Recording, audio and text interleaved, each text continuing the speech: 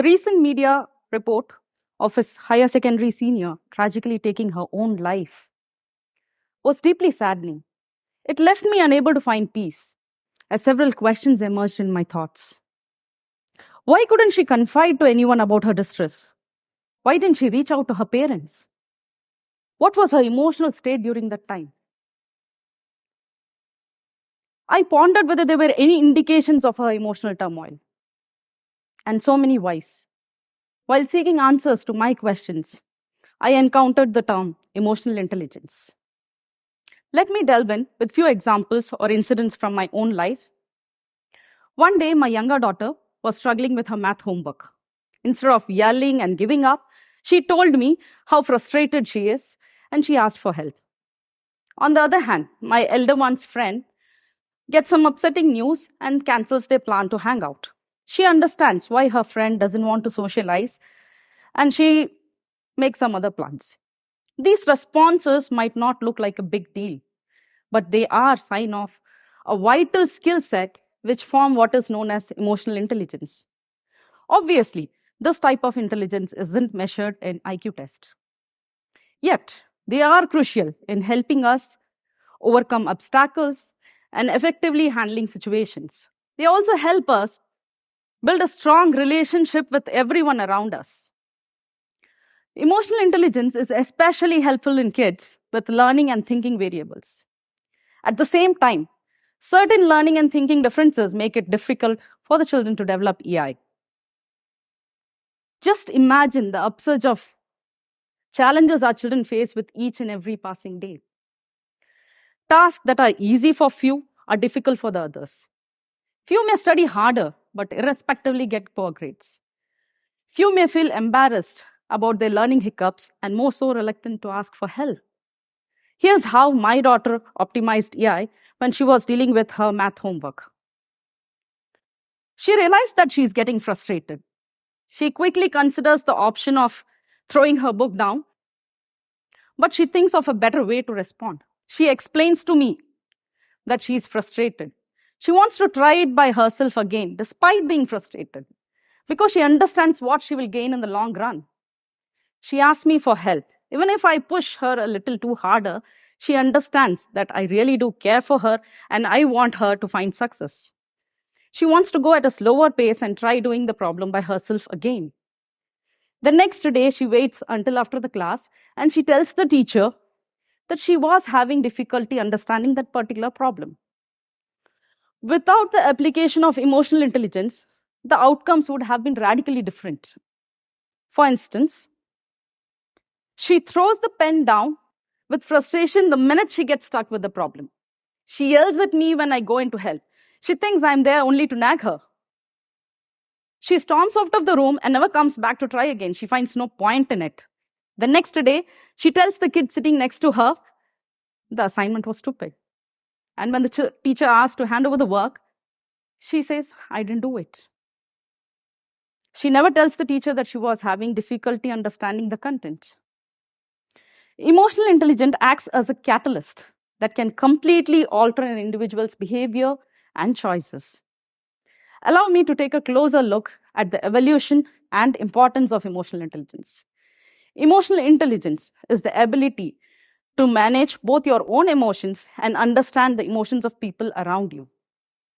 The term emotional intelligence was created by two researchers, Peter Salovey and John Mayer, in the article Emotional Intelligence in their journal Cognition, Imagination, and Personality in 1990.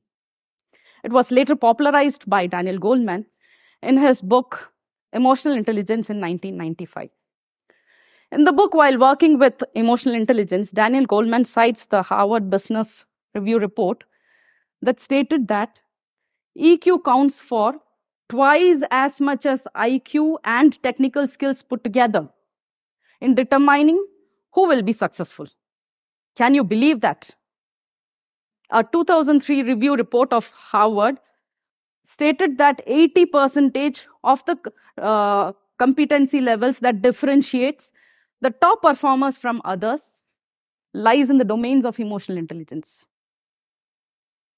I think I went too much into statistics. Well, let me ask a question. Why do you think the book Emotional Intelligence became the bestseller? Well, simply because it can read between the lines of people's emotions. Jokes apart, let me cut to the chase. How can we foster emotional intelligence in our children? First and foremost point is active listening. When the child comes home from school, put away your mobile phones. Give them your full attention. For instance, say, "What happened at school today? I'm here to listen to you." Listen with your heart. Do not be quick to judge. If you can, give suggestions when they go through hard stuff. And if they really do something good, acknowledge them with appreciation right away. Show them that you're genuinely listening to what they have to say and validate their emotions. This fosters love, communication, and trust. Every child should know that there is always someone whom they can talk to and who has their back, whatever is going on. Whether you're a kid or a grown up, who actually doesn't want someone to listen to, right? As a parent, when we make mistake, we should openly acknowledge it. For instance, "I'm sorry for raising my voice earlier. I was frustrated. I should have communicated more calmly." Children learn by example. Try to understand them. Know your feelings. Have a check on it. And if you mess up, admit it. Show them how to deal with emotions in an emotional way. Teach them how to cope up with stress and tough feelings in an easy way.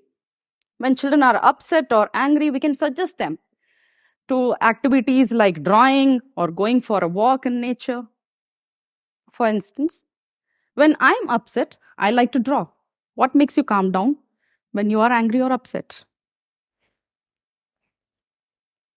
When the child is disappointed after losing a game, share their feelings. "I can see that you're disappointed because you lost a game. It's okay to feel that way." Teach them breathing exercises. When you're angry, take 3 slow, deep breaths. It helps you calm down and helps you think more clearly. Encourage self-reflection. Every child should know their strengths, their weaknesses, and their triggers. Journaling and simple exercises can foster self-reflection and self-awareness.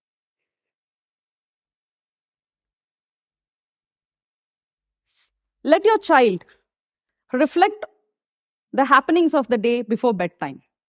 You can ask questions like, "What happened in the school today? What made you happy today? Is there anything that made you feel sad or frustrated?" Read books and watch movies which explore emotions. Encourage children to put themselves in others' shoes, to know their perspectives. While watching movie, discuss the emotions of the characters. What do you think the main character is feeling right now? Why do you think he's feeling that way? Watching TV is a great way to practice this. Put off the audio and discuss on the emotions of the characters. Show them that body language and facial expressions can be a hint of a behavior of a person. You can even play emotion carrots game. You can enact being happy or frustrated and ask your child to guess the emotion expressed. Another easy way is prepare a questionnaire and discuss on the same. Some questions, for example, is you prepared for a competition. You put your lot of efforts in the competition and you did not win it. How do you manage your disappointment and use that experience to grow and improve? One of your friends fails in test. How would you comfort and support her? You're working on a team project and one of the person did not give their share of work. How do you address this issue without hurting that person? You have to say goodbye to one of your grandparents who live far away.